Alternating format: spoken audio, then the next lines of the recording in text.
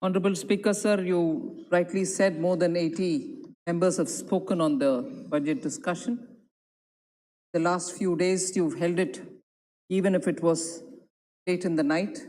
The members' enthusiasm in talking about the budget and getting into some details actually has motivated me that the interest in this year's budget, like last year's and the previous years as well, has been not just cursory.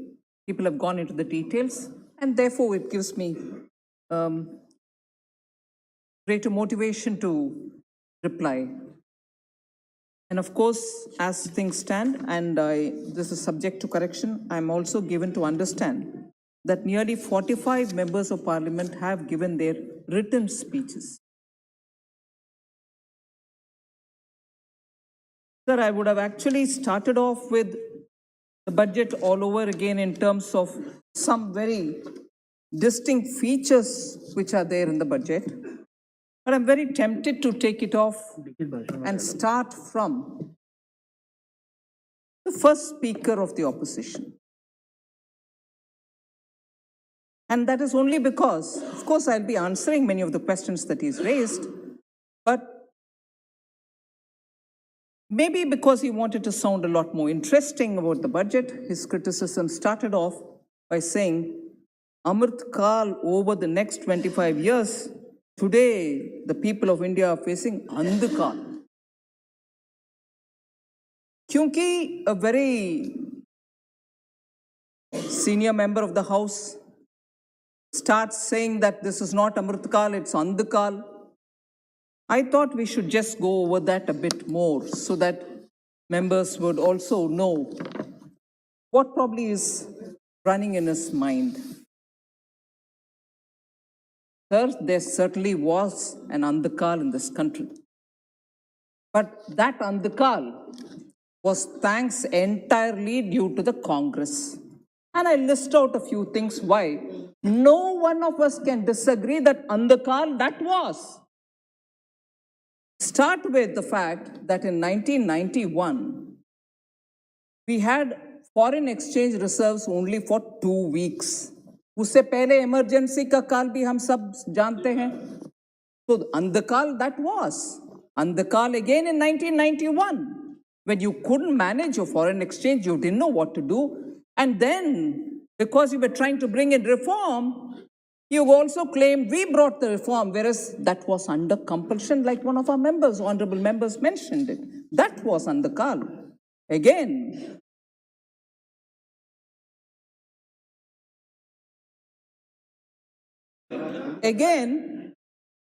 double-digit inflation, sir, during the 10 years of UPA. I will get into some of the details a bit later also. And when we are constantly talking about inflation and the government is explaining itself as to what is being done in order to contain what today is being suffered by people all over the world, but that's no excuse. We are responding to the situation in India. Double-digit inflation during UPA 1 and 2, particularly in 2, was Andhkal indeed. And that's the Andhkal probably he's referring to. Third, coal scam. Every day there was headlines in the papers about corruption, 2G scam, Antariksh Deva scam, middlemen everywhere. Country didn't know what's happening. Every morning it was dreadful to see the paper with yet another scam. That was Andhkal, sir. And not knowing how to deal with the country after the global financial crisis, inflation touching 2 digits, and also the situation, macroeconomic fundamentals all going either udar, India became one of the fragile 5. That was Andhkal with policy paralysis. So Andhkal, if he's referring to his own period, government's period, and from the memory. Whereas what we have created today is a situation where common man feels that he's received the benefits from the government, that which was promised over the decades, and therefore entering into the next 25 years towards India at 100 would be certainly the Amritkal that all of us are referring to. And why do I say that? Jan Dhan Yojana, brought in financial inclusion for all Indians. And today, I can say there are 44.58 crore accounts, and in those accounts which were made fun of, saying this is zero balance account, how can you have accounts where there's not going to be any balance? There are 1.57 lakh crores as deposits in those Jan Dhan accounts. And Jan Dhan accounts include 55.6% women's accounts.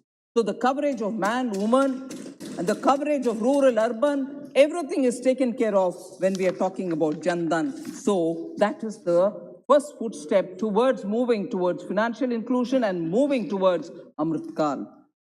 Third again, 44 unicorns have successfully been identified in this country, and they've created wealth. They've also become the new showcasing of India's talent and innovation, and this has happened between 2020 and 2021. 20 crore women were given during the pandemic 500 rupees directly by the click of a button in DBT format, and the monies went into their accounts, and therefore this again is true inclusion and inclusive development. 2,000 rupees again was also given to farmers, and that gets given every now and then, so annually 6,000 rupees for sure goes into their accounts. This is actually leading towards Amrit Kal. Swanidhi Yojana, more than 33 lakh loans amounting to 3,407 crores have also been sanctioned, and more than 29 lakh loans amounting to 2,989 crores have been disbursed, and this covers poor street vendors who otherwise wouldn't have had a chance to enter the bank to claim credit or loan. They've been covered, indeed leading towards Amrit Kal for our country. Pradhan Mantri Awas Yojana, sir, 3 crores of houses have been sanctioned, of which more than 2 crore houses have already been completed in this country. And therefore, Amrit Kal, it will be from now for all these people leading towards India at 100. Every village in India has been electrified. And therefore, talking of Andhra was their time, whereas now you have fantastic lit villages. In every village, every house has got electricity. Jyoti reaching homes. Piped water connection through Nal Se Jal scheme has also been reaching people. MSMEs have received 13.5 lakh MSME accounts were saved due to the ECLGS. 1.5 crore workers have been saved from potential unemployment, and 1.7 billion people have been given free vaccination. If all this is not going to lead towards India at 100 and Amrit Kal, what else could? So therefore, I want to just respond to senior leader Shashi Tharoorji, truly recognize when Amrit Kal was, and what we are leading towards India at 100 is actually Amrit Kal. And in that, the budget this time has stated quite a few things which are going to be leading towards a building of modern India, a 21st century India. First of all is the PLI scheme, where 20,000 crores have been announced, and this is going to be for the thermal power plants, which can be now looking forward to reduction in carbon dioxide. I'm only naming a few, sir.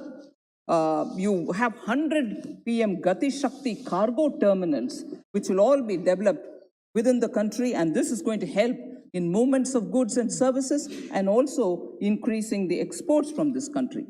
4 major multimodal logistic parks are also being established in this country, which again is going to be better for exporters and bring in greater logistic convenience. Urbanization, like many of the speakers have recognized, urbanization is being given high priority. Tier 2 and Tier 3 cities are all going to be ramped up for the facilities which they need. capacity building commission is also going to help us in plan. And this is not just going to be business as usual. It's going to be a paradigm shift in the way in which we deal with building our cities. Sir, there are many more such announcements which we have made: digital education, digital university, digital banking. You're going to have district level banks which are going to function completely with digital facilities. The central bank is also going to be issuing a digital currency, which I've made an announcement. And more than that, animation, visual effects, gamings and comics, in which our young are experts in. We are creating a committee which will look at possibilities of bringing in various facilities and the framework which is required so that we can be able to produce good gaming and comic through the digital and visual effects through the digital media.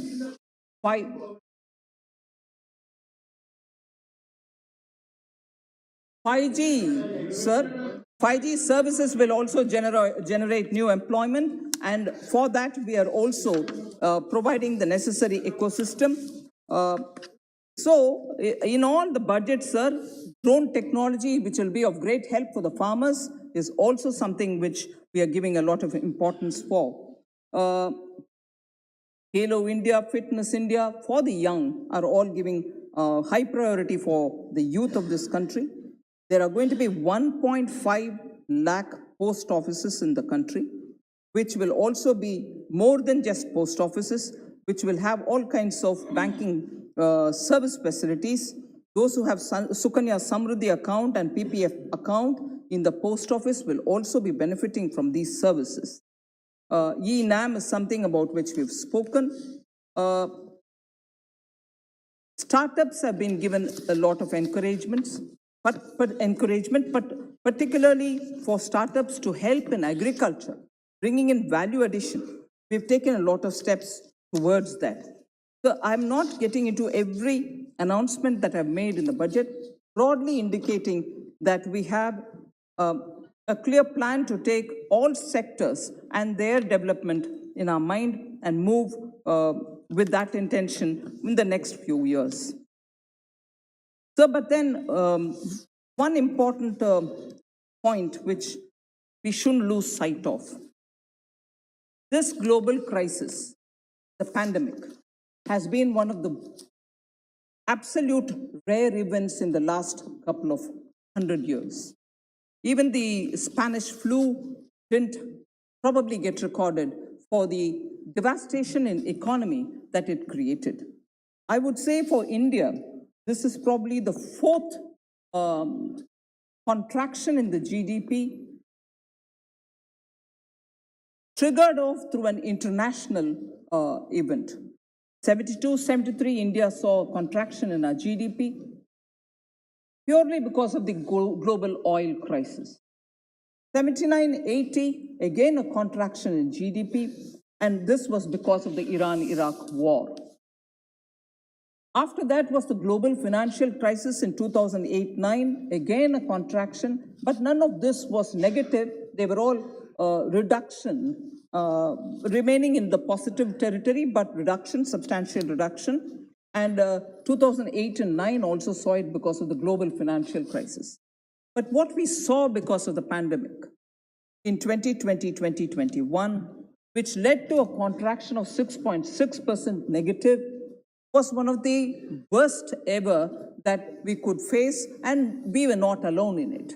All over the country, all over the world, indeed, economies suffered because of such a contraction. But what I would say, no country had any comparator. They couldn't have anything before them to compare what they could do now, what resulted now, with something else which happened before.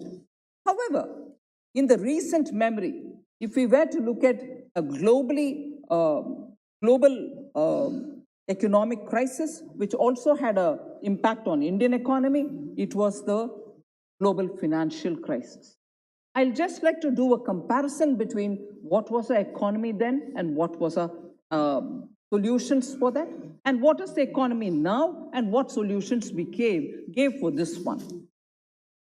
Sir, in a way, the global financial crisis resulted in a reduced gain because it wasn't a negative growth. It was still a small growth, but it was a constricted growth. The reduced gain in the in the GDP was 2.21 lakh crores in 2008 and 9. Compared to that, the lost GDP now is 9.57 lakh crores. So that is the extent to which we have lost in this pandemic compared to the recently, meaning a decade ago, the global financial crisis. That resulted in 2.212 lakh, whereas now the reduction was far more, it is 9.57 lakh crore. Despite, sorry? I'll tell you. So despite significant supply side disruptions, India's CPI inflation, I'm picking that up for a minute, was 6.2% in 2020-21 as compared to 9.1% in 2008-9. Look at the intensity and the scope and the depths to which Indian economy had to contract. We lost 9.57 lakh crores worth in this global financial crisis, whereas the loss earlier, which is the global financial crisis, was 2.12 lakhs crore. But the CPI inflation now, because I'm purposely bringing this, because CPI inflation is the index with which we measure how prices affect common man. It's the consumer price index. Now that contracted only 6.2 now. Whereas for a smaller contraction, which was not even a negative contraction in the global financial crisis period, the inflation, the CPI was 9.1%. What does it mean? That today, in spite of this intense crisis, in spite of the reduction in the GDP to the extent of 9.57 lakh crores, the CPI is well contained and it is only 6.2%, showing that we have managed the economy much better now than it's easy to say now, than a smaller crisis of that time when the contraction was only 2.12 lakh. And that led to 9.1% inflation. The CPI was 9.1%. So it's very, very easy to constantly keep throwing at us inflation, price rise, kya kar rahe ho? Yes, I agree. There is a need for us to do more. That is why we are importing more edible oils. We are removing the restriction on pulses to be imported and so on. But with a smaller reduction in GDP, with not a negative reduction in GDP, still the inflation couldn't be controlled by the UPA government, whereas Prime Minister Modi ensured that it will not cross 6.2, whereas that was 9.1 that time.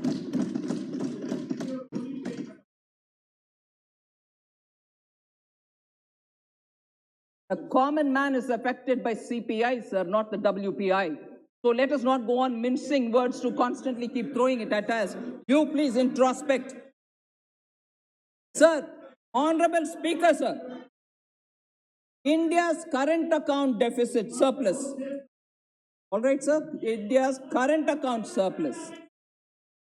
Current account surplus, sir. Sir, the entire treasury branches heard every comment. And as much as possible, I don't say that I was here 24/7. There were times when I had gone on, and my honorable Minister of State was here to take care of everything which is being said. So when I've come here to reply, I would request through you, sir, some patience that they hear my answer. They may be satisfied, they may not be satisfied, but kindly hear. I know some of the members who have thrown wild allegations also. have gone away. They are not here to listen to my reply. It is really disappointing. Sir, India had a current account surplus of 0.9% of GDP 2020-21. अब की crisis के समय हमारे current account surplus में थी और वो भी 0.9% में थी. मगर 2008-9 ग्लोबल फाइनेंशियल क्राइसिस के समय यूपीए का करंट अकाउंट डेफिसिट में था और वो भी 2.3% डेफिसिट. तो इतना बड़ा क्राइसिस, पैंडेमिक इतना बड़ा, जीएसपी हमारे जीडीपी कॉन्ट्रैक्शन इतना सिवियर, और हमसे बार बार बोलते हैं क्या कर रहे हैं. सीपीआई को मैनेज किया, करंट अकाउंट सरप्लस में रखा. तो हमारे मैनेजमेंट के ऊपर जरा पॉजिटिव नजरिया से भी 1 मिनट देखने का मैं आंकड़ा बोल रही हूं, मगर ना, हम वो सब नहीं देखेंगे.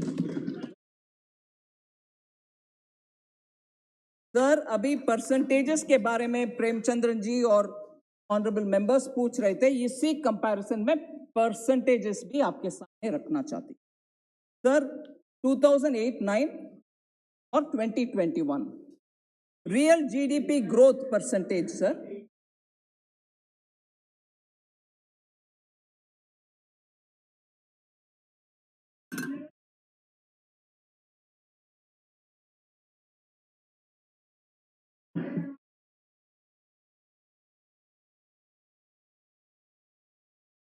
Sir, global financial crisis incidentally 2008 सुनने को पसंद नहीं है तो ग्लोबल फाइनेंशियल क्राइसिस का नाम याद रखिए.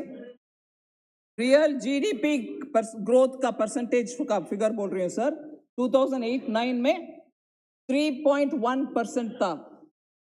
हमारा कॉन्ट्रैक्ट हुआ 2020-2021 में, जो उसका नंबर मैंने एक्चुअल नंबर बोले, -6.6 हमारा एकदम नीचे गिर गई, -6.6%. मेरे तब +3.1, वो भी कम ग्रोथ में नहीं हुआ. ग्रोथ अच्छा ग्रोथ नहीं हुआ, जस्ट +3.1. कोई एक्चुअल नंबर्स में 1 मिनट पहले मैंने बोला. तो 3.1% कंपेयर्ड विद आज का हमारा -6.6. नॉमिनल जीडीपी ग्रोथ उनके समय में 2008-9 के समय में 12.6%, मगर हमारा नेगेटिव -1.4%. सर, ऑलरेडी मैंने बोल चुकी हूं 2.12 लाख करोड़ का उनका रिड्यूस्ड गेन हुआ, फिर हमारा 9.57 लाख करोड़ तक नेगेटिव गेन.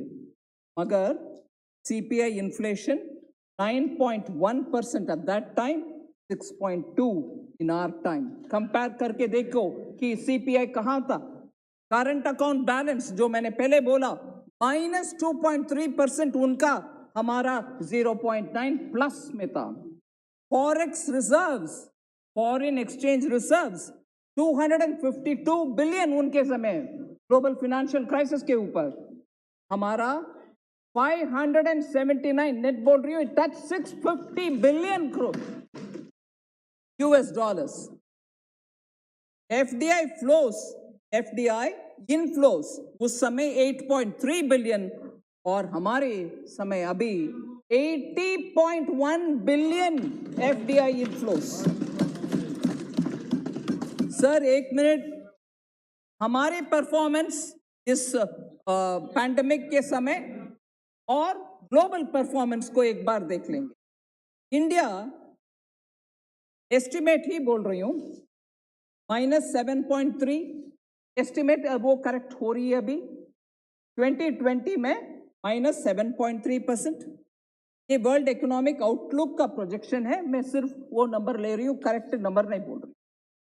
2021 में, जबकि हमारे प्रीवियस साल में -7.3 था परसेंटेज जीडीपी, हमारा ग्रोथ 9% है. 2021 को, इस साल हम 9% में कंक्लूड करेंगे. और 2022 अभी आने वाले अप्रैल 1 से आने वाले साल के लिए 9% हमारा ग्रोथ है प्रोजेक्टेड.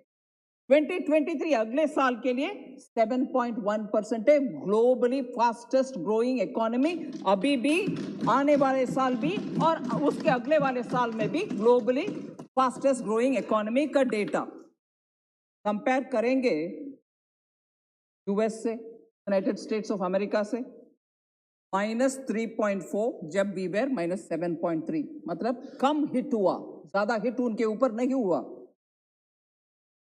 उनका 2021 का जहां हम 9% में है वो 5.6%, रिकवरी भी धीरे चल रही है उनका, हमारा रिकवरी अच्छा चल रही है।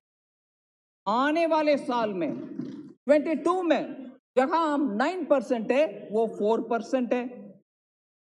नहीं, वो कंपेयर करने के लिए क्षमता रखना चाहिए सर।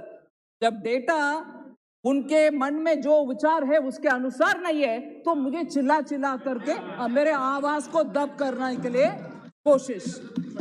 सुनने का क्षमता मैच्योरिटी दिखता है, अगर सुनने का क्षमता नहीं है, you know what I want to say. So US में ग्रोथ जब -3.4 हुआ, हमारा -7.3 रहा, हम 7.1 में ग्रोथ कर रहे हैं। Oh yes, we'll correct. Don't worry, we'll do that. अदेव जी आपके नेबर है, हम क्यों भूलेंगे। Sir, United states of America मैंने शुरू किया बोलने के लिए, जब उनके गिरावट -3.4 में था, इस साल 5.6, आने वाले साल 4, अगले साल 2.6 के रिकवरी का पेस देख लीजिए, हमारे से तुलने के बाद आपको समझ में आएगा। सर यूरो एरिया, पूरे यूरो एरिया का 6.4 माइनस 5.2 इस साल, 3.9 आने वाले साल और 2.5 अगले साल। मैं इस कंपैरिजन को क्यों दिखा रही हूं? डेवलप्ड कंट्री हो, इमर्जिंग इकोनॉमी हो, हमारे जैसे एक ही मतलब साइज में छोटा इकोनॉमी नहीं बड़ा इकोनॉमी हो, इन सब का ग्रोथ और इन सब का पैंडेमिक के समय गिरावट, इस सब को कंपेयर करते हुए गिरावट हमारे बहुत ज्यादा हुआ, मगर रिकवरी भी उतना ही पेस में हम आगे बढ़ रहे हैं, इस साल, आने वाले साल, अगले साल भी। बाकी सबका रिकवरी इतने फेस में नहीं है, चाहे वो डेवलप्ड हो, चाहे वो इमर्जिंग हो, चाहे वो छोटा इकोनॉमी हो, कंपेयर करते हुए सबसे फास्टेस्ट रिकवरी, सस्टेन्ड रिकवरी हमारा हो रही है। तो I just want to highlight that sir.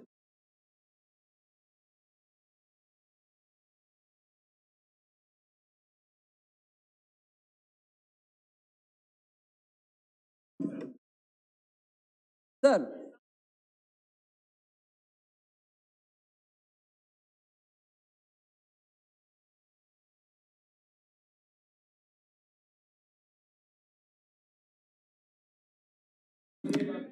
एक मिनट, अगर देश प्रगति कर रहा है तो अपन क्यों विरोध करें?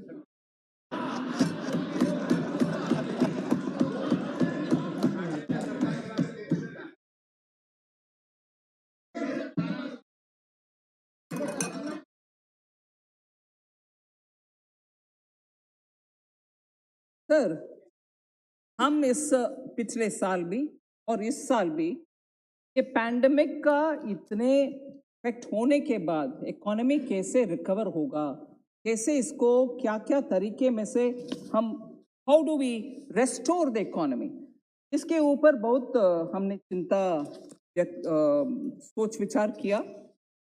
Based on that sir, I am basing on an RBI estimate. RBI का ये एस्टिमेट था सर, सरकार के द्वारा if you spend 1 rupee what will be the multiplier effect, मतलब इफ यू स्पेंड 1 रुपी उससे कितना फायदा आपको मिलेगा, और उससे जितना फायदा मिलेगा उसके अनुसार आप खर्च करने में सक्षम, डिसीजन, अच्छा डिसीजन रहने के लिए उपयोगी रहे। तो RBI estimate is if you spend 1 rupee on revenue expenditure without creating assets, खर्च करने के लिए पैसा अगर आप देंगे ₹1 अगर खर्च करेंगे रेवेन्यू एक्सपेंडिचर में का मल्टीप्लायर इफेक्ट होगा 45 पैसा। मतलब पूरे के पूरे ₹1 का ₹1 रिटर्न नहीं मिलेगा, आधा भी नहीं मिलेगा, आधा से कम 45 पैसा तक ही आपको मल्टीप्लायर मिलेगा। इसीलिए रेवेन्यू में खर्च करने में 45 इस साल मिलेगा, आने वाले साल में उसके कारण और 10 पैसा मिल सकते हैं। The sense if you spend ₹1, immediately this year you will get 45 paisa worth returns or multiplier, and next year you may get an additional 10 paisa more. So it's not going to be ₹1 for every rupee. It will not even be 50 paisa this year. So it is no point if you spend that money on revenue expenditure because the multiplier is limited. It's less than 1.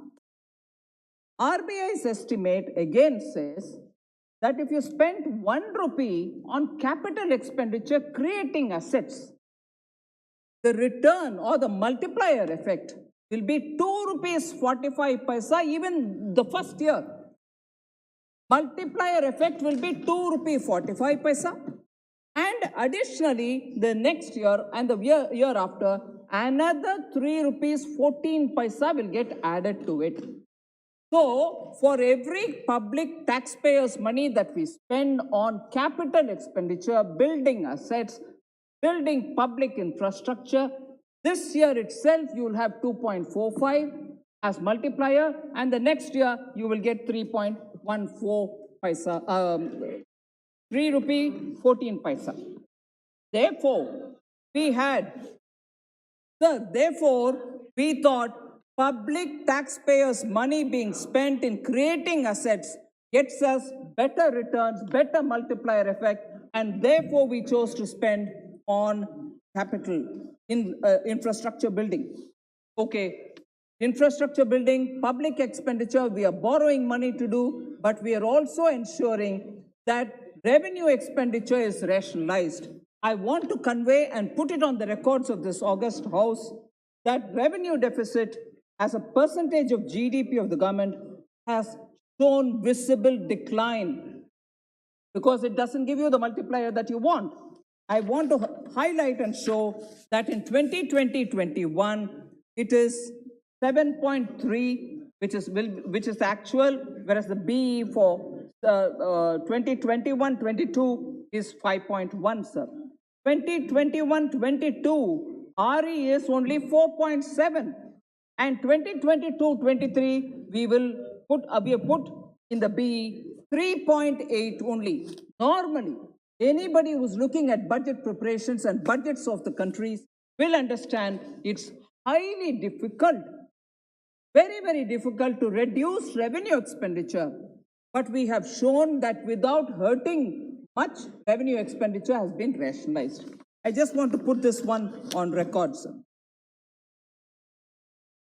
Sir, now, in a way, I will respond to members of Parliament who have raised issues. On that, I'd like to give clarification or respond to the questions that members have raised. I'll first start with several members questioning the GDP growth projection.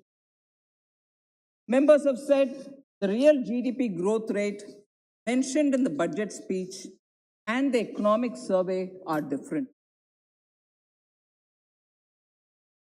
There is a mismatch. Many members said that.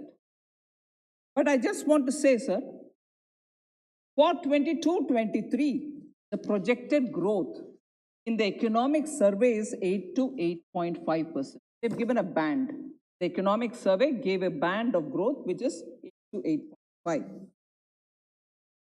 The estimates of RBI are different. As they are doing their own projection, their estimates are slightly different.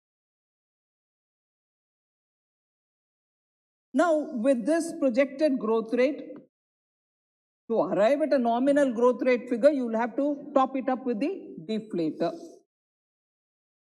GDP growth rate in the budget projection, sir, 22-23 was based on the advanced estimates of the NSO, which is given by the Ministry of Statistics and Program Implementation. That is a different strand. So their numbers will also be slightly different, but the trend and the number largely are the same level, the same sort of quartile. So the difference by itself does not account for too much, except for the fact that the advance estimates based on which we've projected the figure of GDP growth in the budget was prior to the Omicron. What we have done is we've also taken the Omicron into consideration and used that figure, and therefore the budget projections are looking at 22-23 a nominal GDP of 11.1. So there is no difference, or there is no much worry if the numbers are different. Economic survey takes it from one source, we from another. All of us use our deflators, and roughly they are about similar ranges. So the about WPI, there was a voice which was raised. Of course, that's in double digit, whereas CPI has been remaining in the range, and therefore we expect to have about a deflator of 3.5%. So that clarity I just wanted to bring to the notice of the honorable members who spoke about mismatch in the two GDP growth figures. Sir, I'll come to this topic which most members did raise concern, unemployment. Members quoted from the speeches and mentioned that only 60 lakh jobs are being talked about. So that was only for one of the schemes for which we said this scheme, because of this scheme, there will be about 60 lakhs. And that is the PLI scheme. So that doesn't mean that's the only scheme in which we are looking at generating employment. First principle is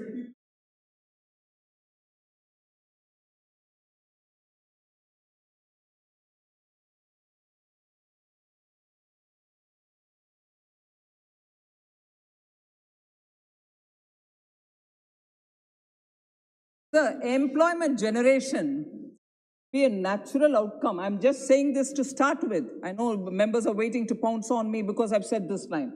Understand the context. Because just for PLI, when I said 60 lakh jobs, it was presumed, if I'm not faulted at, presumed conveniently, saying that's all is the job you're creating. Not at all. In that scheme, in general, when we're talking of high growth, in general, we are spending on infrastructure and looking at railways, roadways, building of multimodal transport, logistic hub, inland waterways, power generation, renewable energy, are not going to happen without jobs. Latest periodic labor force survey, which Adirji also referred during his speech, indicates that urban unemployment rate in January to March quarter of 21-22 has declined to pre-pandemic level of 9%, after peaking to 20.8% during the first wave, April-June quarter 2020-21. So employment data, which is being given by the same periodic labor force survey which Adir Ranjan Chaudhary ji mentioned, I'm telling you the figure, urban unemployment, I'm repeating here. Urban unemployment rate in January-March quarter of 21-22 has declined to pre-pandemic level of 9% after peaking at 20.8. So in November 2021, we saw a net addition in the EPFO, and their net subscription, newer, meaning net subscription makes up for those who have gone away and those who newly have come in. Net addition to EPFO subscription saw a peak at 13.9 lakh new subscribers, an increase of 109.21% over the previous year, and the highest in any given month since 2017. So that's about employment, where again, member Abdul Samad Samdani, IUML, Mr. Arif, CPIM, Dinesh Chandra Yadavji, JDU, Bhartruhari Mehtabji, and Sashi Tharoorji had spoken about unemployment. So I'm giving you some also, sorry. Farooq Abdullah ji also. Sir, reduction of Manrega. The Manrega is a demand-driven program. As and when there is demand, through the supplementary demand for grants, we give the additional required amounts, but we have not reduced from the BE compared to BE. The amount has remained same, and it is this government which, having given in the BE 64,000 crores in 2020-21, raised it to 1,11,000 crores for Manrega. So, when the demand comes, we give them the monies which is required for keeping the rural employment guarantee scheme. I just want to quote BE 21-22, 73,000 crores. RE increased to 98,000 crores and BE again 73,000 crores. There is no reduction, and this is a demand-driven program. As and when the demand comes, we will be giving it. It's never been head down. Sir, this issue of Manrega, again, Abdul Samad Samadani, Sri N.K. Premchandran ji, Kalyan Banerjee ji, Sudeep Bandopadhyay ji, Bhartruhari Mehtab ji, Ranjit Reddy ji, Sri Muralidharan ji, Farooq Abdullah ji, Kahir Ahmed ji, M.K. Raghavan ji, and Professor Saugata Roy. Also, Shashi Tharoor ji. So all of them had raised this. The estimates which have been mentioned, sir, are always the best estimates, and they are subject to also changes as and when the demands come, which I've already said that. So there was this concern about social welfare schemes are getting reduced allocation, which is not true again. I'll just give you an indication in lakh crores. SC, PE 21-22, RE 21-22, PE 22-20. That's the sequence in which I'm reading. Scheduled caste 1.26 BE 21-22, RE 1.4, where it was 1.2 BE, PE 22-23, 1.42, higher than the BE of last year, higher than the RE of last year. That is about SC welfare. ST welfare, again 21-22 BE, RE, and then BE of 22-23. 0.8, 0.87, 0.89 lakh crores. Not reduced at all, on the contrary.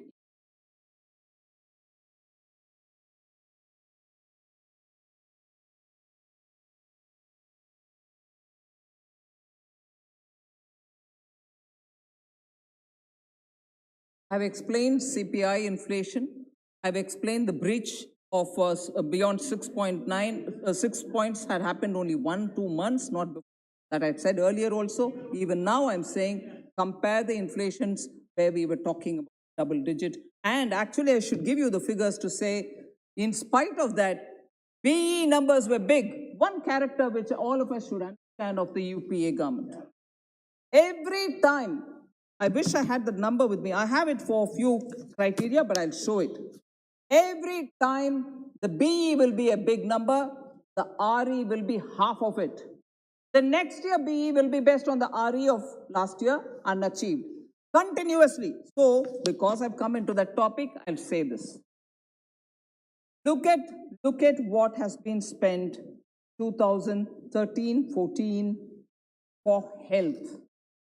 UPA, 2013-14, 37,330 crores. What was actually spent? 28,662 crores. They'll put big numbers in BE but never utilize it. And then now we'll say, all right, but what about inflation? All right, what about actual? All right, what about the RE? Keep shifting the milepost. But someone please answer from the UPA, why do you put big BEs, and end of the day, at the actual stage, you find not even half being spent. And this was health in 2013-14. Now, what have we done? BE, where it was 37,330 crores, we are doing 89,250 now, 2022-23. So, inflation, no inflation, what is the comparison, madam, sir? Again, education. Education, I'm sure quite a few of you all are very keenly interested. What was the amount in 2013-14, sir? B, big number, B, 1,06,201.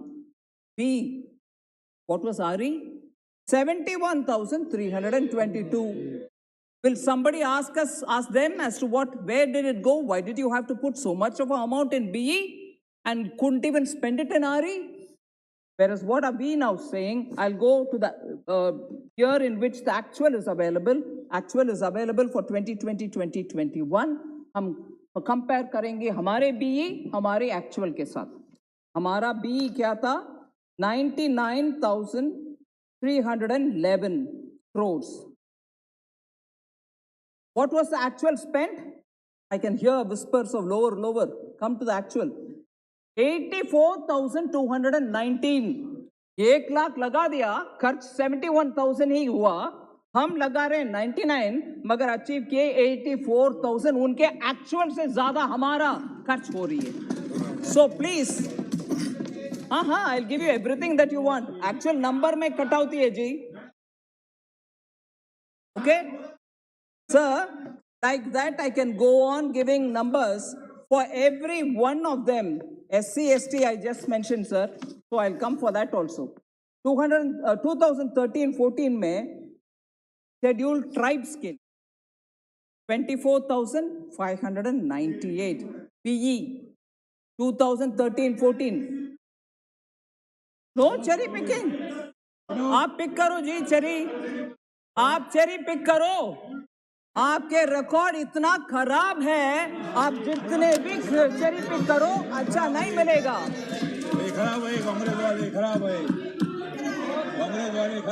Scheduled tribes sir, scheduled tribes के लिए माननीय speaker sir 24,598 be में और actual में 22,000 ही उपयोग में आया 2013-14 में. हम 89,265 बी में दिए. 24 कहाँ है, 89 कहाँ है? Scheduled tribes. शेड्यूल्ड कास्ट में आएंगे 41,561 13-14 में बीई. हम क्या कर रहे हैं अभी? 1,42,342 हमारा बी.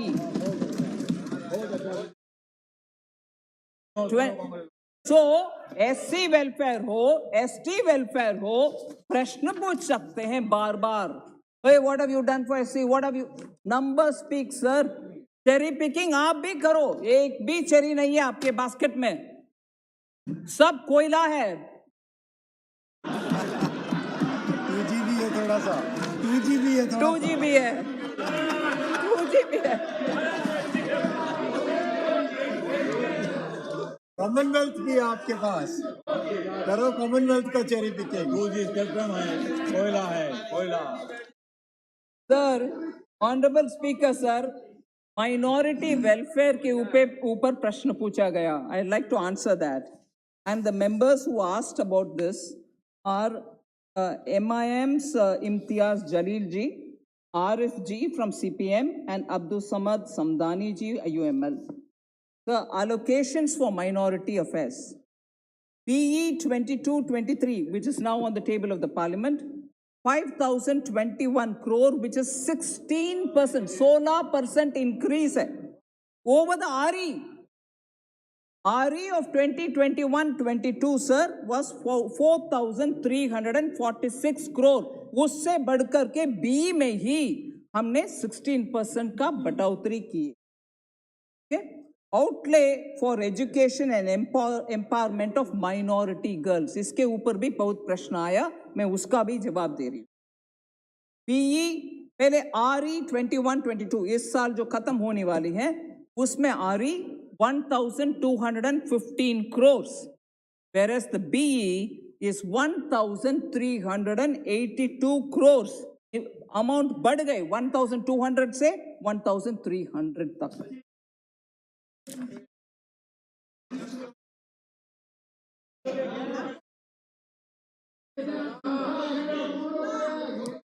सर बहुत इंटरेस्टिंग है सर, ये सब बजट स्पीच में बोलना था और लंबा चौड़ा भाषण दे रही हो आप 2 घंटे का, वो भी बोल दो।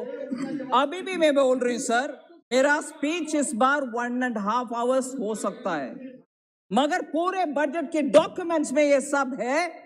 मैं रेस्पेक्टफुली कहना चाह रही हूँ, मेंबर जो बजट स्पीच में कहना था बोलने वाले, जरा बजट का डॉक्यूमेंट्स पूरे आपके ईमेल में पहुंचा हुआ है, डॉक्यूमेंट को देख लीजिए, उसमें थोड़ा अध्ययन करिए, फिर आकर ये बात बोलिए। बजट स्पीच में हर विषय बोल दिया तो आपका क्या है, अध्ययन करने का मन नहीं है, क्रिटिसाइज करने के लिए तैयार है, थोड़ा अध्ययन करो।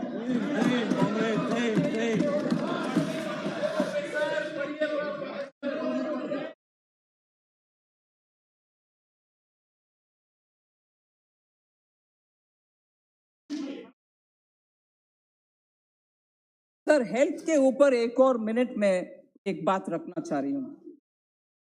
हेल्थ का बजट कम हो गया है बोलने वाले के लिए जवाब, 2019-20 में 64,000 करोड़, 2020-2021 में 80,000 करोड़, फिर 21-22 आ रही 85,915 करोड़ बढ़कर आ रही है। 22-23 जो बजट अभी इधर पार्लियामेंट के सामने है उसमें 86,606 करोड़ हेल्थ सेक्टर के लिए सर। फिर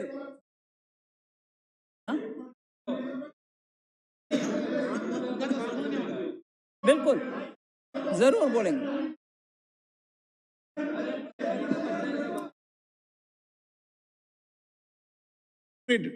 ये रामदास जी अटावले जी की बात सुन लो, क्या बोल रहे थे रामदास जी आप?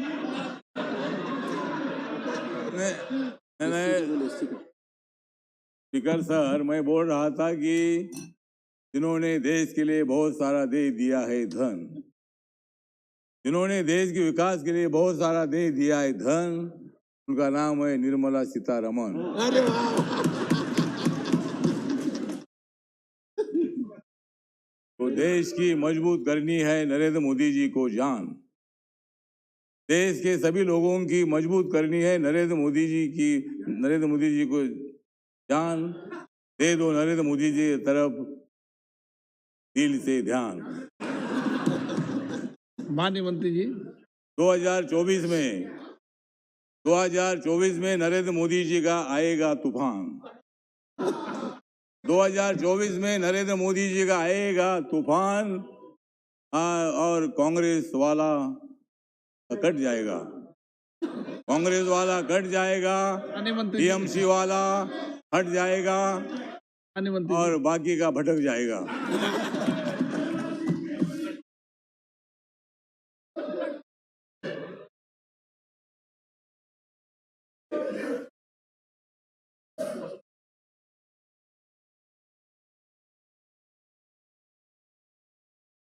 स्पीकर सर, आप अगर डिस्टर्बेंस करोगे तो रामदास जी अटावले जवाब देंगे।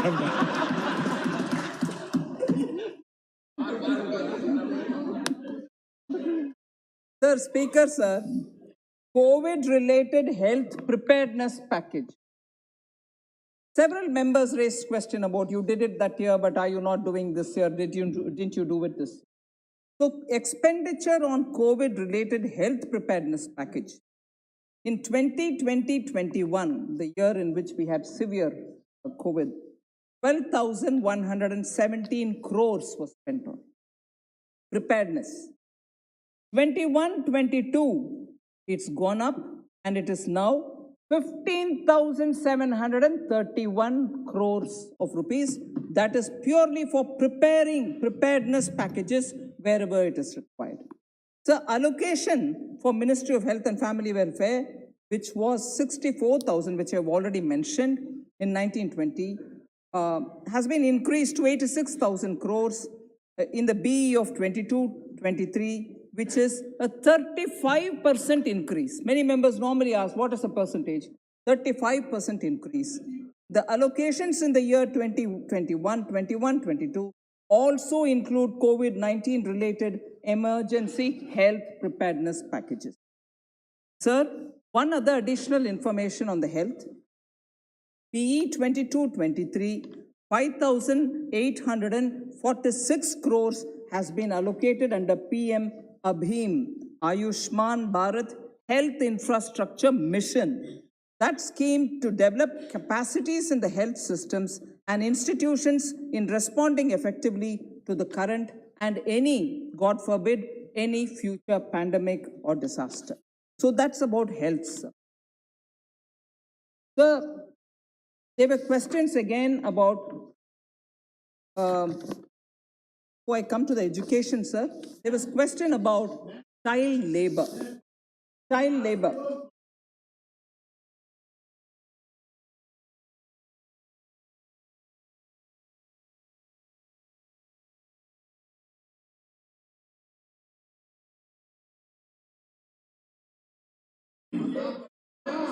Sir Rambanu. Thank you, sir. Sir, there was this question, sir, if there was reduced allocation for child labor.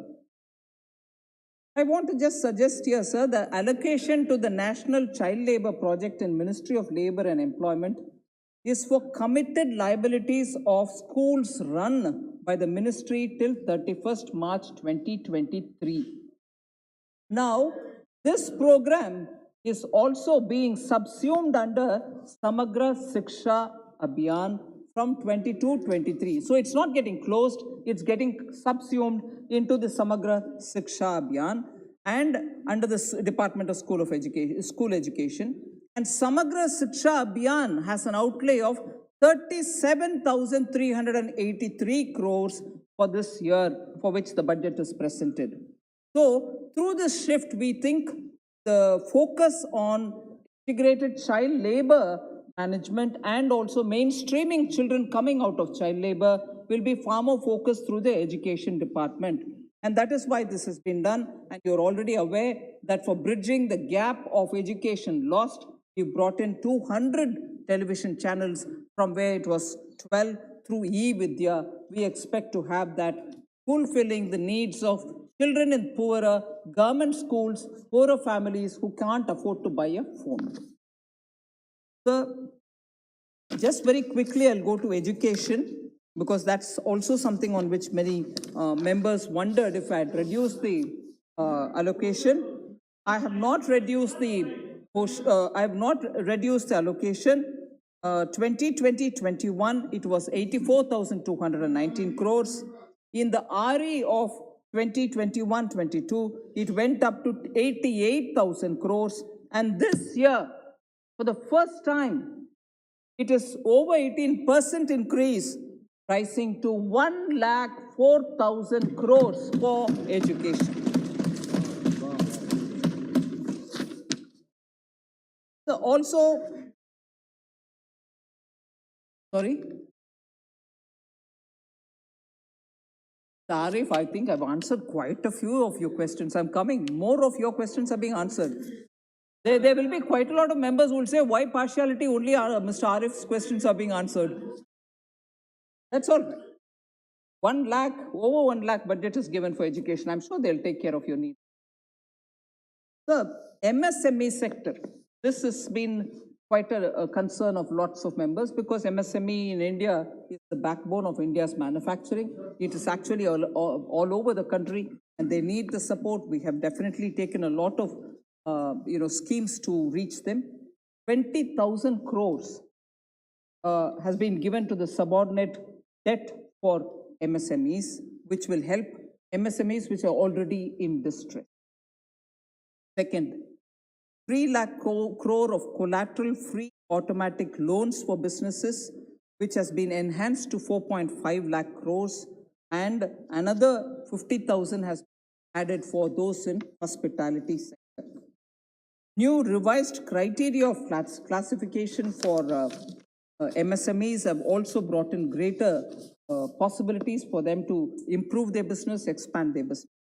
So for MSMEs, we have actually brought in segments of MSMEs, heard them, understood their problem, and therefore extended quite a few assistance. Just for the records, that scheme, which was the Emergency Credit Liquidity Guarantee Scheme, has also now been extended till 2023 March.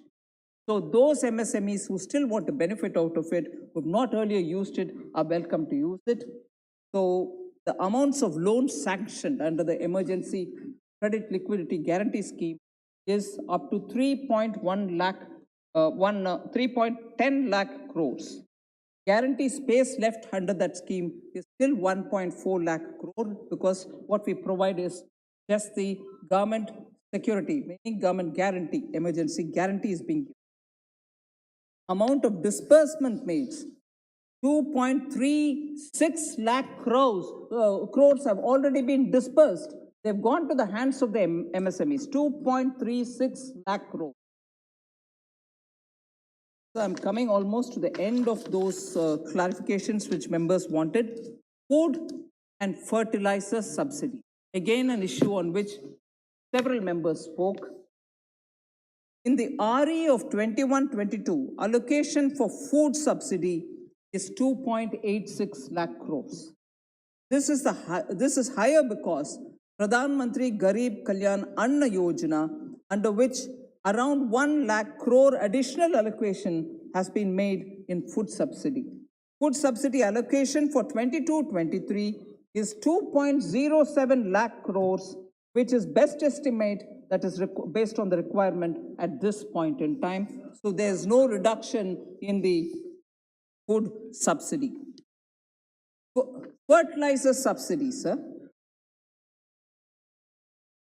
Fertilizer subsidy. All of us know that last year, the global price of fertilizers went up. We import quite a lot of fertilizers. That increased cost in the global fertilizer market, we from the government bore that cost, imported it, and gave it at the same price to the farmers, did not allow the price increase in the global markets. After all, we don't manufacture those particular fertilizers which we import, but imported it at that higher price, but didn't put the burden on the farmer. So that is one thing which we have to keep in mind. 21-22, that is the year which is ending 31st March, 79,530 crores have been given as fertilizer subsidy. In the RE, because of the global increase in the price, this 79,530 crores has gone up to 1,40,000 crores, not a burden on the farmer, but that money is something which Government of India has put, and therefore the burden has been taken on the government's shoulders and not moved over to the farmers. To limit the damage inflicted by the pandemic, government had announced a special economic and comprehensive package of 29.87 lakh crores through Atmanirbhar Bharat. And that includes the measures taken by RBI also. The PM Garib Kalyan Yojana, we all know, was 1.70 lakh crores, ex gratia of 1,000 in 2 installments of 500 rupees given to old age citizens, widows, disabled beneficiaries of National Social Assistance Program, NSAP, and so on.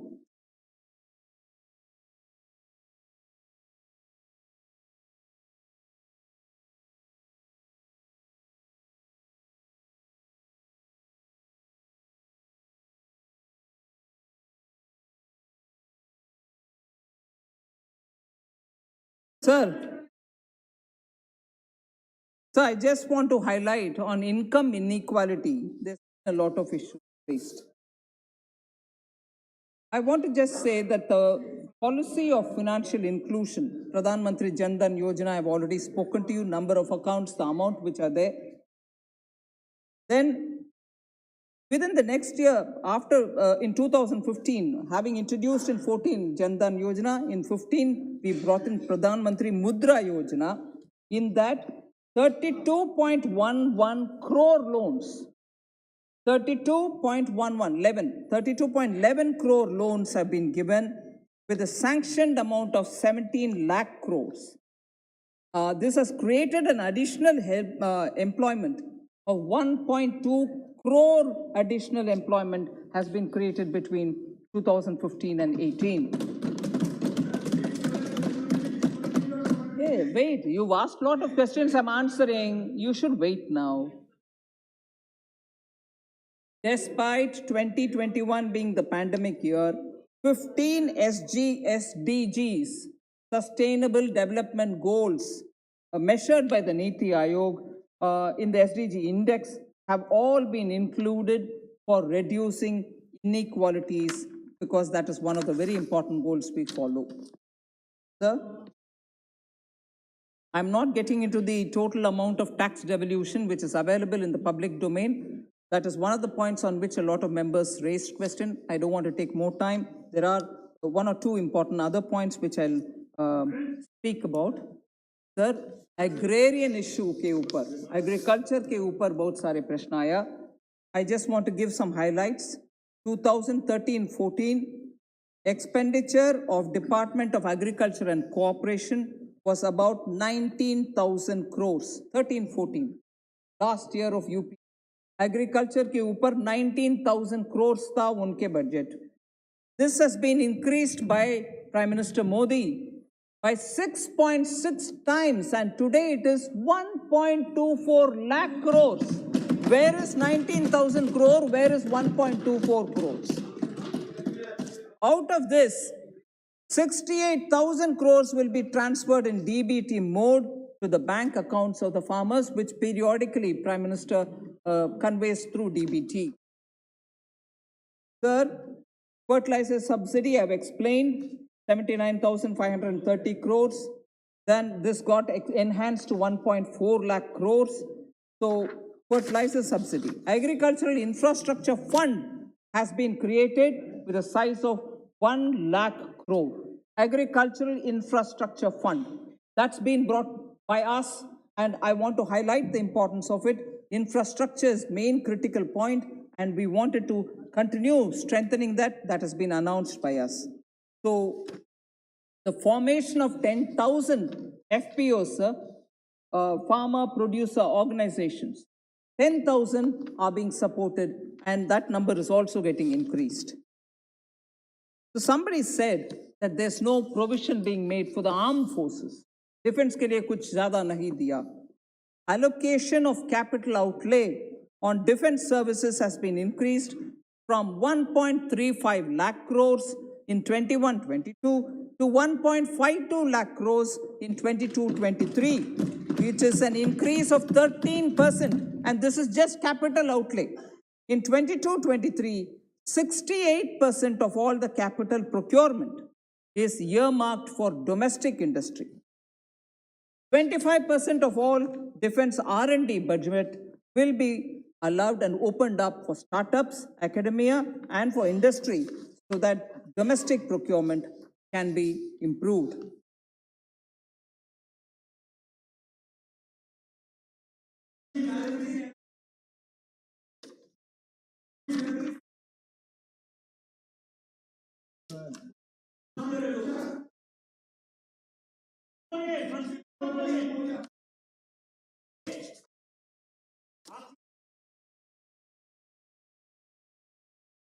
Sir,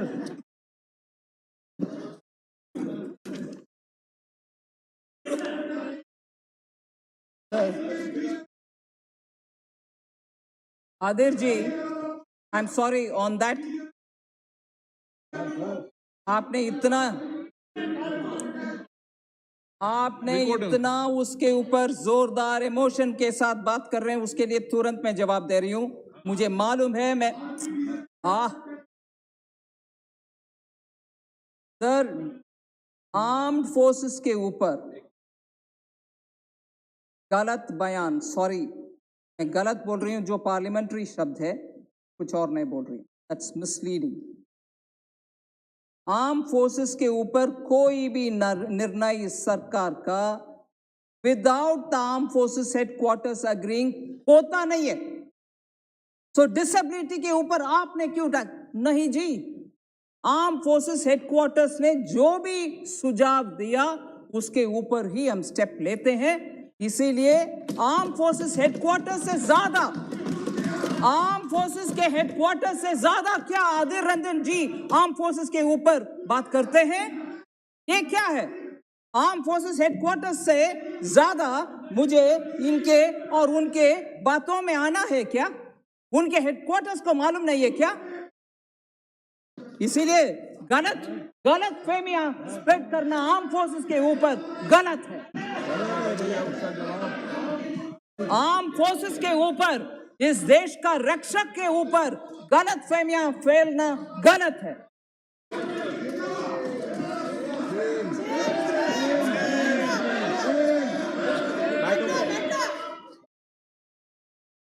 आदिर जी, आप जो भी टिप्पणी हमारे ऊपर डाल दीजिए, उसका जवाब मैं दूंगी, मगर इस देश का रक्षा करने के वाले के ऊपर मिसलीडिंग इंफॉर्मेशन नहीं देना, नहीं देना, नहीं, गलत है। माननीय स्पीकर साहब,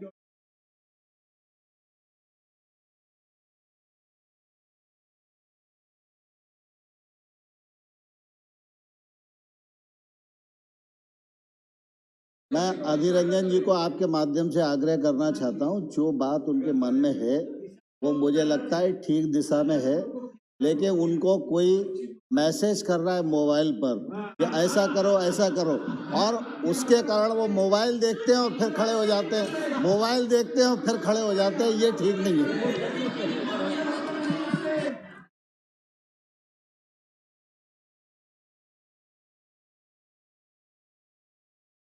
respected speaker sir,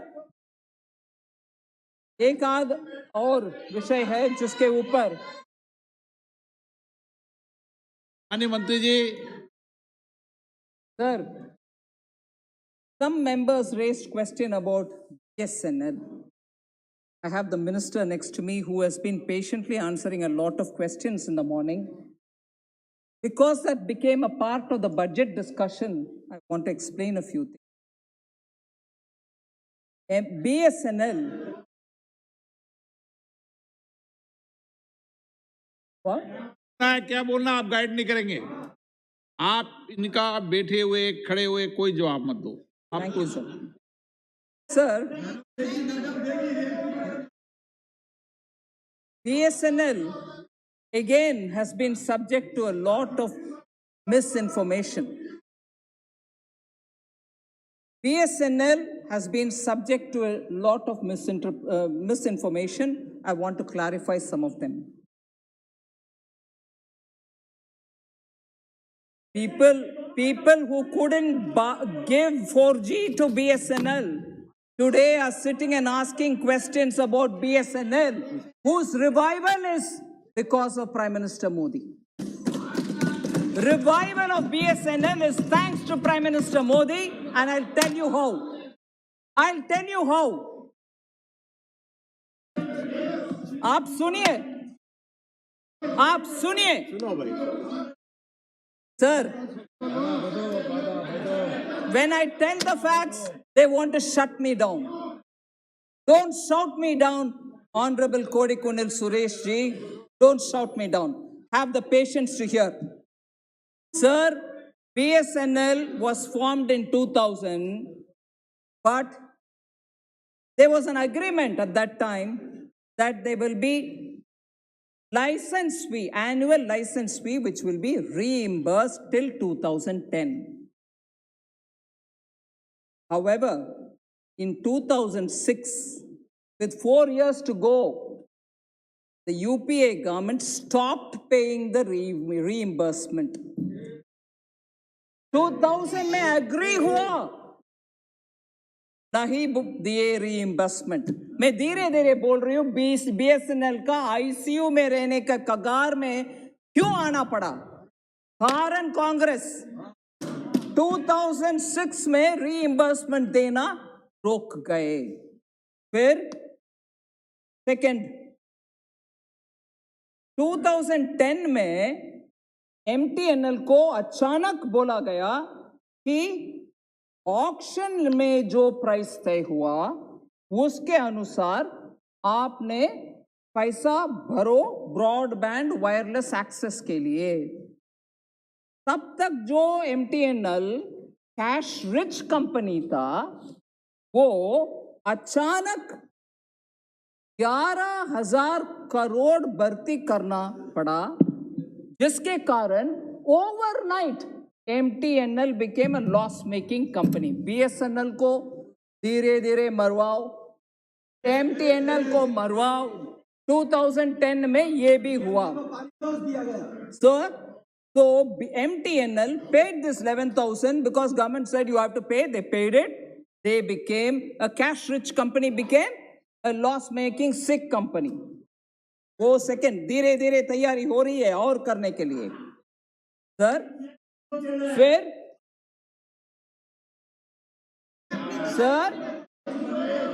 financial support, अरे मेरा बात दबाने के लिए सच्चाई बाहर नहीं आना चाहिए, इसलिए दबाओ वॉइस। वो अटेम्प्ट हो रही है इधर। सर 2014 फरवरी में, मोदी जी का सरकार अब तक नहीं है, 14 फरवरी में प्रपोजल था एनुअल फाइनेंशियल सपोर्ट देने के लिए BSNL MTNL का।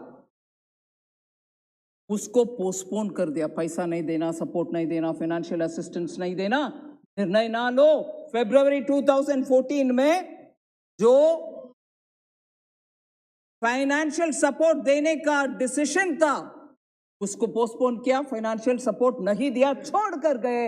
ऐसे BSNL को रीइंबर्समेंट नहीं किया, MTNL को फाइनेंशियल सपोर्ट नहीं दिया, ओवरनाइट उनसे 11,000 करोड़ ले लिया और दोनों कंपनी का ऐसे छोड़ दिया। और दूसरे पाप क्या किया है इन्होंने? टेंडरिंग। नहीं, सुनिए, लिसन टू द सच्चाई। What did their neta tell us? Because they speak the truth. I'm speaking the truth. And look at the response. They can't face the truth. Sir, tendering process में कितने बार delay हुआ जिसके कारण BSNL नुकसान में पड़ना? Tendering process में एक बार नहीं, दो बार नहीं, मैं डेट बोल रही हूं। उनका एक्सपेंशन करने के लिए BSNL जब कोशिश कर रहा था, 2006 में फर्स्ट टाइम, 2008 में सेकंड टाइम, 2010 में टेंडर प्रोसेसिंग को पोस्टपोन करा, कुछ काम नहीं हुआ। 93 मिलियन लाइन्स एक्सपेंशन का प्लान था, वो तीनों का तीनों बर्बाद में चले गए। एक्सपेंशन किए नहीं। वो संसद में दलाली नहीं पहुंच पा रही थी, इसलिए सर समरी में बोल रही हूँ, चला रहे ना। इनका दुर्भाग्य है, ये यूडी मिनिस्टर थे, ये टेलीकॉम मिनिस्टर होते तो इनको मिल जाता। सर बता रहे हैं दादाजी। संक्षिप्त में बात चला गया, ये छूट गए बेचारे। संक्षिप्त में विषय बोल रही हूँ। 2005 मार्च में BSNL का मार्केट शेयर था 19%, 19% मार्केट शेयर BSNL का। वो धीरे धीरे घट करके 7.96% में आ गया, इनके ये नॉन कोऑपरेटिव मेजर्स के वजह से। इनके इरादा ठीक नहीं था, BSNL को ऐसे छोड़ कर गए और वो इतना कगार, almost in death bed BSNL आ पहुंचे। मोदी जी ने क्या किया वो भी सुन लेना चाहिए। मोदी जी ने क्या किया? अक्टूबर 2019 में कैबिनेट अप्रूव किया 69,000 crore of financial support for BSNL। 69,000 crore. और वॉलंटरी रिटायरमेंट के लिए जो स्टाफ आगे आए उनको पैसा दिया। फिर सॉवरेन गारंटी के साथ BSNL raised 8,500 crore once, 6,500 crores MTL raised the next time, and all these amounts have been utilized. सुनिए सर, चमकदार विषय, ये मार्केट में 8,500 करोड़ का लोन और 6,500 करोड़ का दूसरा लोन सॉवरेन गारंटी के साथ दोनों कंपनी लेकर के उनके पास जितनी भी हाई इंटरेस्ट रेट में कम लोन लिया गया, हाई इंटरेस्ट लोन्स को पूरे क्लियर कर दिए। नहीं तो वो इंटरेस्ट भी पे कर नहीं सकते, लोन भी मेंटेन कर नहीं सकते, उसका भी पैसा इस बार हमने किया सॉवरेन गारंटी के साथ, जब उनके समय में उनको बेसिक सपोर्ट भी नहीं दिया। आज क्या मगरमच्छ का आंसू बीएसएनएल के ऊपर। सर और पैसा देना और सुन लीजिए, दादा को हिस्सा कब मिला उस टाइम? दादा को कब मिला? डीएमके को ज्यादा मिल गया, दादा को कब मिला? दर्द है दादा को। सर एडमिनिस्ट्रेटिव बार बार बोलते हैं 4G दे रही हो, बीएसएनएल को 4G दे रही हो, 5G का जमाना आ गए, इनके जमाने में 4G नहीं दिया, हमसे पूछ रहे 4G दे रही हो, 10 साल बैठे कुछ नहीं किए। मगर administrative allotment of BSNL spectrum for BSNL and MTL for rolling out 4G and spectrum for current operations and also for 5G services 24,000 हमने दिया है BSNL को। आप लिस्ट करिए, मैंने बोला 69,000 करोड़ मार्केट से 8,500 करोड़ सॉवरेन गारंटी के साथ, 6,500 करोड़ सॉवरेन गारंटी के साथ, फिर 24,000 crores for 4G which is almost already 10 years late. उनके जमाने में देना तो 4G नहीं दिए, हम वो भी दे रहे हैं। वो ठीक है जी, ठीक है, इन सब का जवाब आप दो सर। और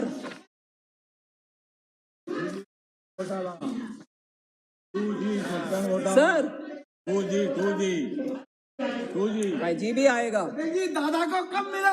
दादा को कर दिया, इनको कब मिला? सब डीएमके में चला गया सर, इनको कब मिला? एक और विषय सर, जो ये बार अभी अंबानी से बोले कि आपको भिजवा देंगे, दादा को कब मिला? सर मिनिमम सपोर्ट जो सरकार देना था उनके समय पर, वो नहीं किया।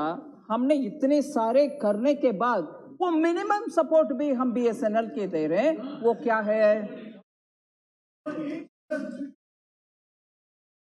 Shame on you, member Shashi Tharoor. You look at the sir, इनका अरेंज देखिए, इनका मैं बोल रही हूँ, खड़े होकर के पूछ रहे प्रश्न। What is sir, parliamentary limitation है, नहीं तो मैं बात बोलने वाली हूँ, इससे ज्यादा क्षमा करिए अगर इट्स अनपार्लियामेंट्री। इतना भी शेमलेस नहीं, इतना भी शेमलेस नहीं। Come on, what's this? Not done Shashi Tharoor. Sir मैंने एक बात बोल रहे थे कि 65,000 करोड़, 64,000 करोड़, कुछ और पैसा इंतजाम करते आ रहे हैं।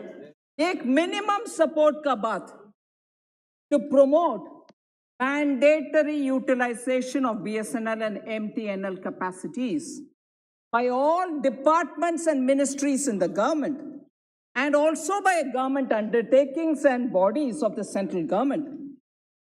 An office memorandum has been issued to all state governments also for utilizing the capacities of BSNL and MTNL on a mandatory basis. हम वो भी कर रहे हैं, मैंडेटरी सरकारी के कामकाज में BSNL और MTNL को उपयोग करो। ये सिर्फ सरकार के डिपार्टमेंट्स में सिर्फ नहीं, हमारे पब्लिक सेक्टर अंडरटेकिंग्स में भी और स्टेट गवर्नमेंट्स में भी। कम से कम ये भी नहीं किए यूपीए के समय में, ये भी नहीं किए। BSNL का आज आंसू बह रहा है, मगरमच्छ का आंसू।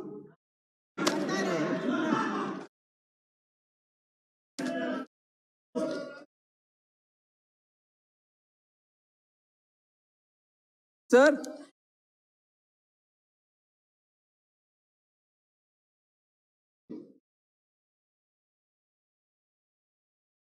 thank you, sir. Sir, माननीय मेंबर सुप्रिया सूले जी ने बहुत सारे विषय उठाए and I had responded to few of them then itself. But one important issue, sir, which probably also many other members had in their mind, that this government is only raising cesses and surcharges, which doesn't get devolved. Between 14th Finance Commission, 13th to 14th, already it was raised to 42%. Now it's come to 41 because J&K is no more a state. Having raised that much, that is also going. But by central government collecting cesses, central government doesn't sit with that cess. I'll just give a number which will tell you. What is collected, after all, has to go to the states for using. Does Government of India sit on that money and do anything in particular? It goes through various programs, centrally sponsored programs, central sector schemes, and also through specific programs which have to be done in the states. I'll just give a total amount, sir.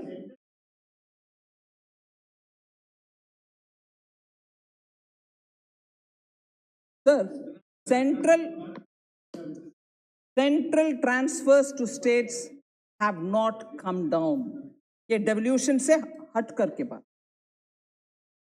From about 6 lakh crores in 13-14, 39% of the gross receipts of the center, including state share in central taxes, resources transferred to the states have increased to almost 17 lakh crore in the current budget. Matlab, 60% of the gross revenue receipts of the center, a nearly threefold increase has happened, so we don't sit with the cesses.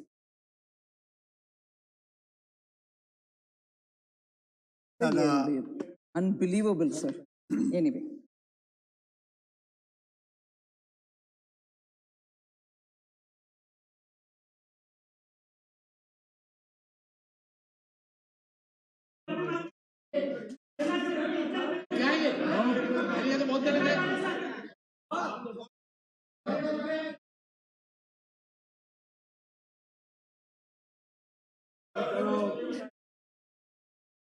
शांत बैठो, आराम करो, आराम करो. अरे बता दिया दादा ये हो गए, दादा ने बता दिया ये हो गए. माननीय स्पीकर सर, दादा ने बता दिया. एक छोटा चीज है मगर जिसके ऊपर बहुत सारे particularly केरला में बहुत कंसर्न है. Question about raising duties on umbrella. Prior to the budget, sir, umbrellas, matlab chhatri, umbrellas attracted a basic custom duty of 10% BCD, whereas parts of umbrellas attracted only 5% BCD. Sir, pre-budget consultation के समय हमें बहुत सारे representation आया and उस representation MSME umbrella industrial association के द्वारा भी हमें मिला. हम सिर्फ इसका importance समझ लें. छतरी छोटा चीज है मगर समझ लें इसका importance. 25 million छतरियां, मतलब 25 million umbrellas, piece by piece गिन लें. 25 million umbrellas come to this country every year and gets imported from only one country, and you know which country that is. 25 million umbrellas are imported into this country every year. Or MSME Umbrella Industrial Association, सब छोटे मोटे छोटे कारोबार चलाने वाले, उनका कहना था ये क्या है, आत्मनिर्भर भारत के अंदर हम should we not be protected? इसलिए ये domestic industries को हानिकारक है. So because they were hurting the domestic small umbrella manufacturers in India, we've raised the duty from 10% to 20% so that at least our own people can produce. 25 million is getting imported, pieces of umbrellas, 25 million coming into this country every year, and that too from one country. क्यों करने में गलत क्या है? And this is not against any one state or anybody. Everybody uses umbrella. But those industries which are there producing that, should we not protect them? उसके ऊपर भी इतना शोर मचाना. Sir,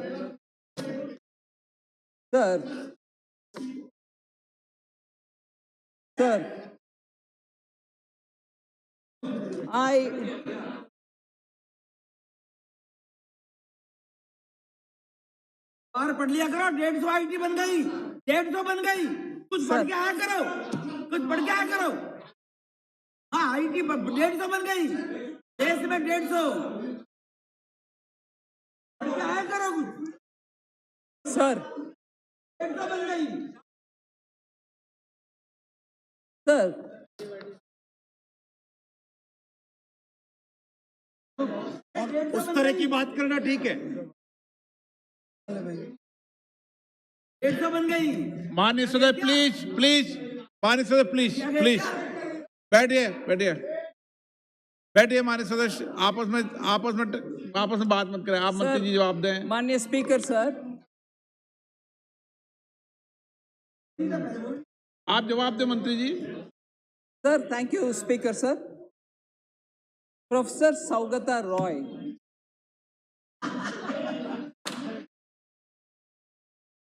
माननीय मंत्री जी. माननीय speaker sir, Professor Saugata Roy raised this question about World Bank has dropped ease of doing business. Why are you talking about it? Didn't you know that the World Bank has dropped it? Sir, World Bank may produce ease of doing reports, that's fine. But compliance burden on Indian business will have to go World Bank report or no report.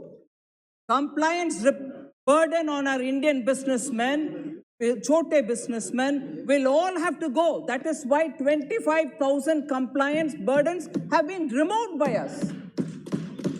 And for an honorable member, a senior member, to think that we are doing it only for this World Bank report's sake, he misses the point that ease of doing business is anyway required for our members, those who are doing the business. And therefore, that is why nearly 1,500, all those not so relevant Kanun have been removed.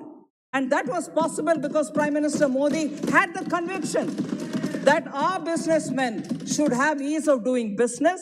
They should not be burdened by compliances which are too much for them to keep, by laws which are leading to rent seeking, corruption, and therefore remove all of them down. So 25,000 compliances have been removed, 1,500 laws have been removed so that ease of doing business will come in. And I want therefore that point to be absorbed by the member who threw it thinking, oh, the minister doesn't know anything. He did not listen to the budget speech. I want to highlight this. Without having heard the budget speech, for him to yesterday in such a fashion throw it at me, unfortunately, was so unbecoming of a senior member. I want to put it before you, sir, that this is an unbecoming behavior of a very senior member of the opposition who spoke in such words, and I condemn it.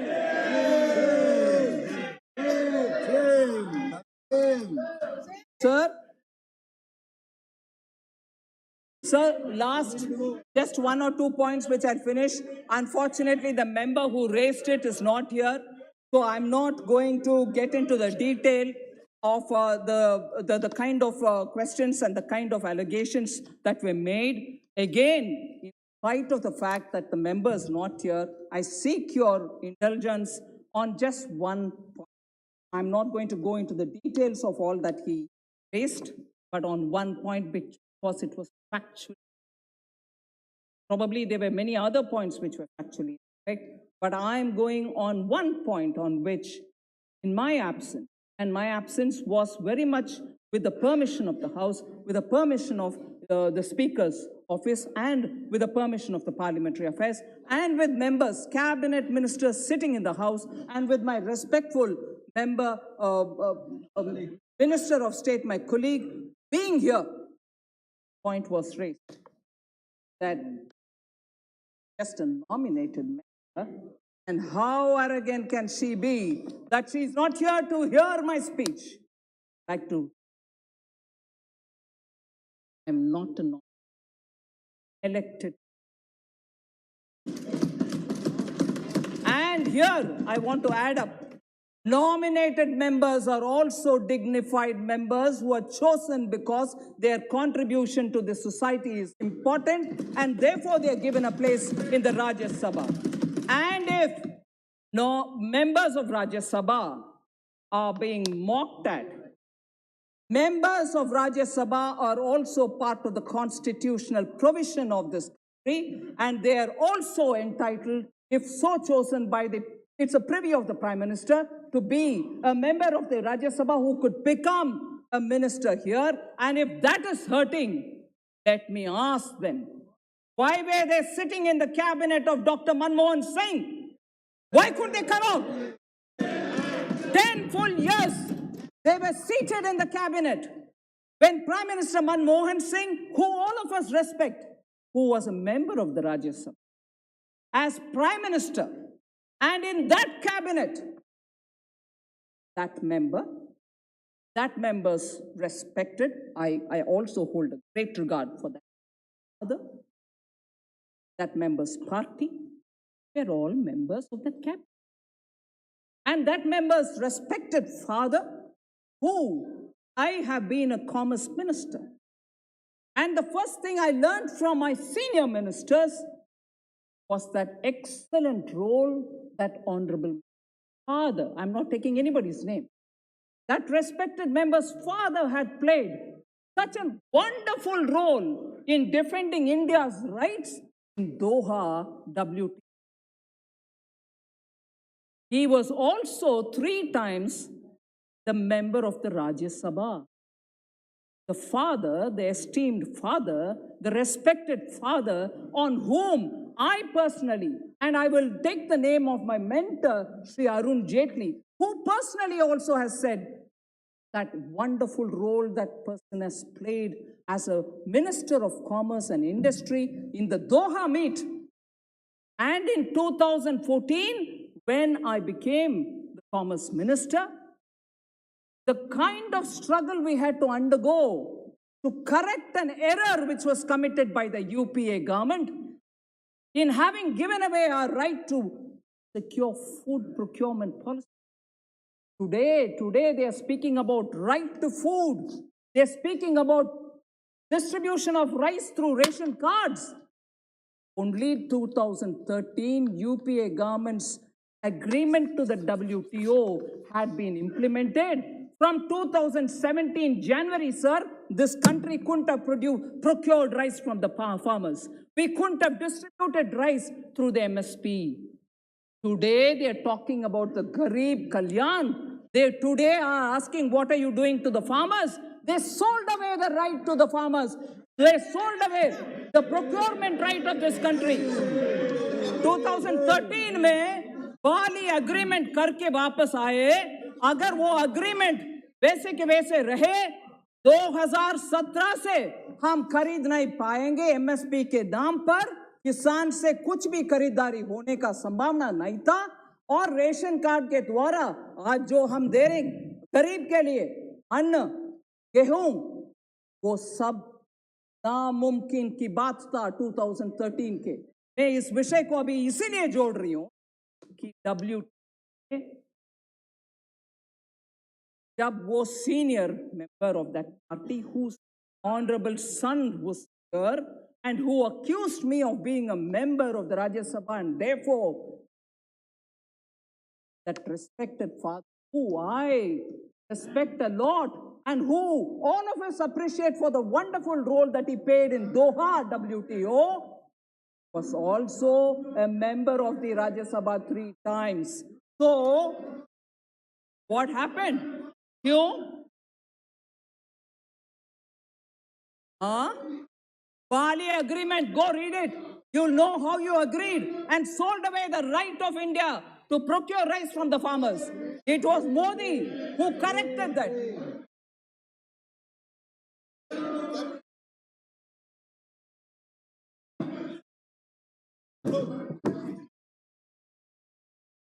Don't, sir इसके ऊपर चिल्लाने में फायदा नहीं है।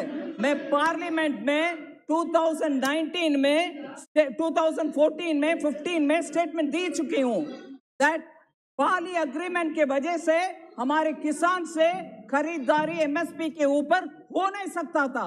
Sign करके आए थे कांग्रेस पार्टी, हमने उसको बदला।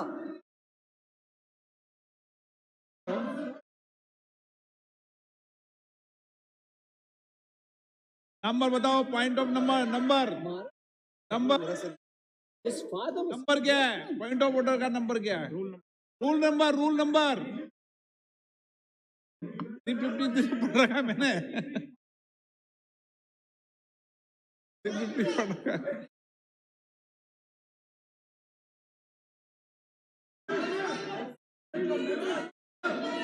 माननीय मंत्री जी, सर एनीथिंग?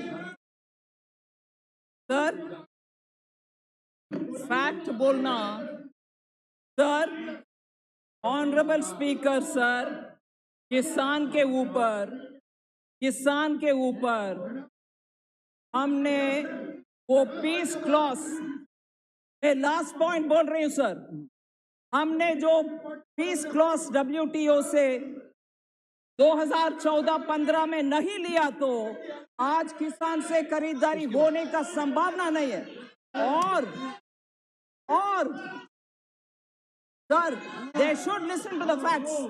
और रेशन कार्ड के ऊपर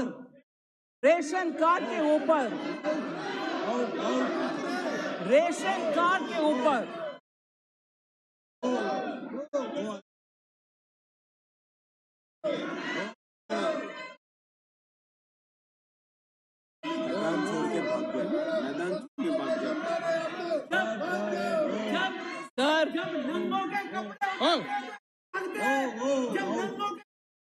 माननीय मंत्री जी, माननीय स्पीकर सर, जब सच्चाई सामने रखते हैं हम, ट्रूथ सामने बोलते हैं हम, वो चिल्ला करके मैदान छोड़ करके भाग जा रहे हैं।